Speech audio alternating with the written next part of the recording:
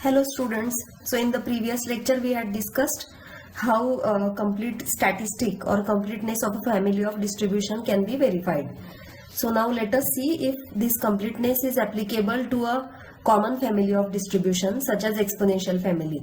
So the result which I have stated here, we haven't proven this result since the proof is not that important right now for us. So let us consider how it goes.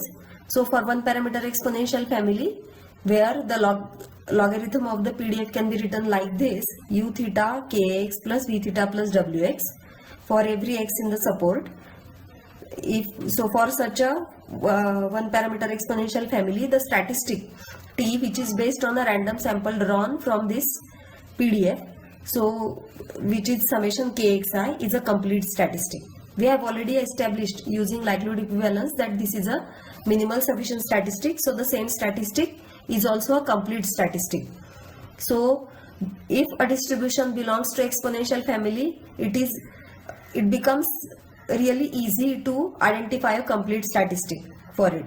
So given a question in the context of statistical inference, one first should do is one should first try to check whether that particular distribution belongs to a general family of distributions such as exponential family, Kramer family, Pitman family, etc. If it belongs to one of such families, the results associated with the family are readily applicable to that particular distribution. So why are we so much talking about completeness? This question you may have in your mind. So I have tried to answer this question here. What happens is, because of completeness, there are so many things which come along with the completeness and which makes completeness an extremely important property of a statistic. It also establishes the requirement that the statistic has shredded off all the unnecessary connections. In the sense, those statistics which contain no information about the parameter cannot be linked with the complete statistic in any way. Now, what is the meaning of this? Meaning of this I have discussed in the previous lecture, but since there is a gap, I'll explain it again. The completeness definition suggests that, or it demands that, if expectation of any function of the statistic is 0, then the function itself is 0. Or more general definition is, if expectation of a function of a statistic is constant, that is, it is independent of theta, then the statistic itself is that constant. So it means that if a function of a statistic contains no information about theta, then the function itself is 0. So in other words, if you have a function, if you consider any function of the statistic, its expectation is definitely going to be dependent on theta. It is not going to be a constant.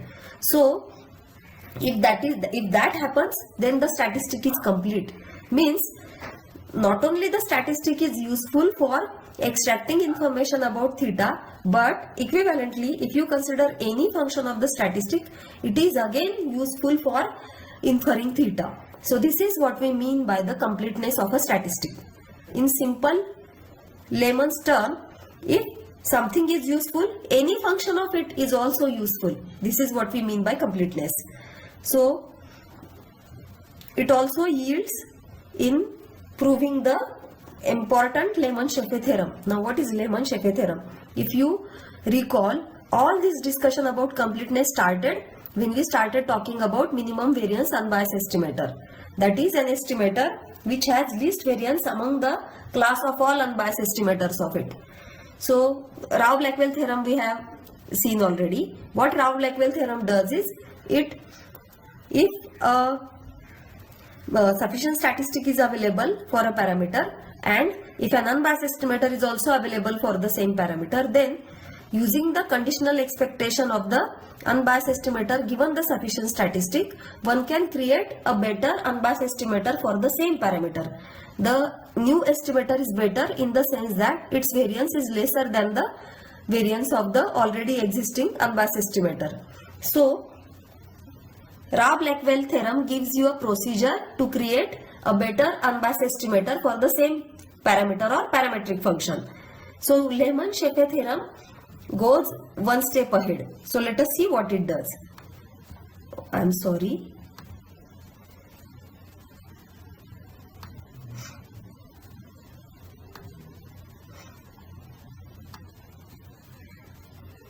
So see, this is what it does. Here is the statement. So Lehmann-Scheffel theorem starts with the family of distribution. So suppose fx theta, where theta is in the parameter space, is a given family of distributions, and we know that it gives a complete and minimal sufficient statistic denoted by m. Now suppose we are interested in estimating psi theta, and we know that psi theta is an estimable function of theta. Means at least one unbiased estimator of psi theta exists. So in other words, if you consider a class of unbiased estimator of psi theta, then saying that psi theta is estimable means that u psi is a non-empty class. So if all this holds, then the minimum variance unbiased estimator of psi theta is the unique element phi m which belongs to u psi. So let us try to understand what is the meaning of this last statement. So it means that, here I have tried to explain it, there exists a unique function of complete sufficient statistic m which is unbiased estimator of psi theta. Means in short, if I consider a subclass, say u psi is a class of unbiased estimators of psi theta. Now out of u psi, I will consider only those unbiased estimators of psi theta which are functions of m. So let us denote it by u psi m. So u psi m will be a subclass of u psi. So notice that this theorem states that there is a unique element, means this u psi m is going to contain exactly one element. Means, in other words, only one unique function of m which is unbiased estimator of psi theta exists. So moreover, it also says that the same is minimum variance unbiased estimator of psi theta. So the theorem states that such an unbiased estimator, such an means an unbiased estimator of psi theta which is a function of minimal sufficient and complete statistic for theta. So such unbiased estimator is actually minimum variance unbiased estimator of theta. Again, we are not going to prove this. If somebody is interested, I can share the proof. But the proof is very straightforward, very simple proof. So what is the meaning of this result together? So it means that if you have a minimal sufficient and complete statistic for a parameter, and if you can find, using that statistic, if you can find an unbiased estimator for a parametric function of interest which is a function of m, the statistic itself, then that estimator will be minimum variance unbiased estimator for the same parametric function. So it sounds really hard initially and not that easy to construct, but believe me, application of Lehmann-Scheffel theorem is much more simpler than the statement of the theorem itself. So let us try to implement this theorem. So suppose we have a random sample from this PDF. So theta by x raised to theta plus 1. As you can easily see, this PDF belongs to one parameter exponential family. In fact, this is a Pareto distribution. There are two types of Pareto distribution. You might have studied, one where the range is greater than type and one where the range is less than type. There are many minor variations, but okay. So this is one of them.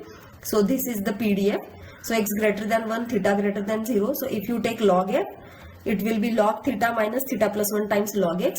So here the support is open interval 1 to infinity. So it is free from theta. The parameter space is open interval 0 to infinity. So open in R, and log f can be written as u theta into kx plus v theta plus wx, where u theta will be theta minus theta plus 1, kx will be log x, v theta will be log theta, and so on. So you can easily verify that this PDF very much belongs to exponential family, and so using the result you can say that m equal to summation log xi means summation kxi is a complete and minimal sufficient statistic for theta. So we have got a complete and minimal sufficient statistic for theta itself. Now suppose psi theta is theta only. Then can we find a function of m which is unbiased for theta?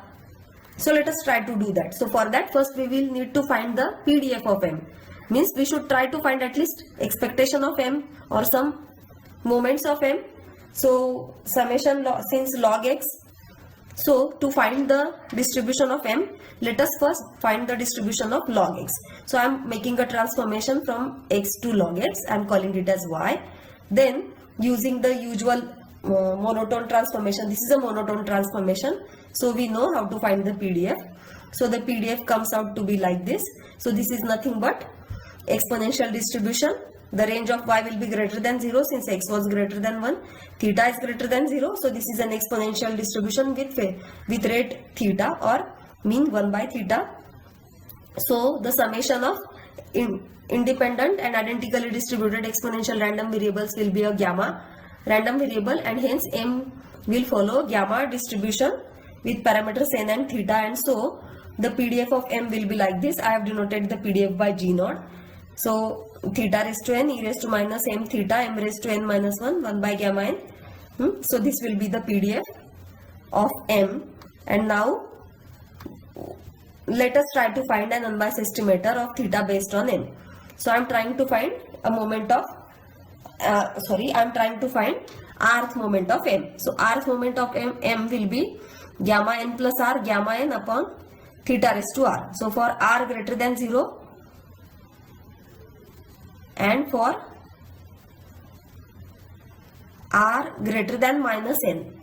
So any rth moment, so any moment actually, in fact this result will be applicable as long as n plus r is positive. So what is the meaning of n plus r being positive? Means I can also take r, not only for r, this expression will be valid not only for r greater than 0, but it will also be valid for any r which is greater than minus of n. Means if n is equal to 2, then r greater than minus 2 it is valid. If n is equal to 3, then for r greater than minus 3 this expression is valid, and so on. So if I take r equal to minus 1, I get a expectation of m raised to minus 1 as gamma n minus 1 by gamma n times theta. So I get 1 upon n minus 1 times theta. So I got this m inverse I can write as 1 by n. So this n minus 1, this in the denominator I can take it to this side. So I have got expectation of n minus 1 by m as theta. So I got one unbiased estimator of theta which is function of m like this. So the Lehmann-Scheffé theorem says that there is only one such function of m, this function of m, only one such function of m which is unbiased estimator for this psi theta, which is theta itself here, and this is also a minimum variance unbiased estimator of the same. So we have got MVUE of theta in this example. So now can we combine Rao-Blackwell-Lehmann-Scheffé theorem together? Rao-Blackwell theorem gives you a better unbiased estimator. Lehmann-Scheffé theorems gives you minimum variance unbiased estimator based on the minimal sufficient and complete statistic. So Lehmann-Scheffé theorem needs completeness, whereas Rao-Blackwell theorem needed only minimal sufficiency. Minimal sufficiency was enough. So obviously when you want to get something much better than the existing ones, you need something extra to start with, isn't it? So you want minimum variance unbiased estimator, so only minimal sufficiency is not enough, you need completeness also. So let us try to put both the theorems together, and so this is how they are put together, and usually they are called as RBLS, means Rao-Blackwell-Lehmann-Scheffé theorem. So the theorem says that if m is a minimal sufficient and complete statistic for this family of distribution, then take any function of m, then its expectation will be some function of theta. Why? Because it is complete. So any function of theta's expectation will be a function of, any function of m will have expectation dependent on theta because of the completeness of m. So suppose, let us call this expectation as some function psi theta. Then the Lehmann-Scheffé theorem says that this phi m will be MVUE of this psi theta. What is psi theta here? The expectation of this function itself.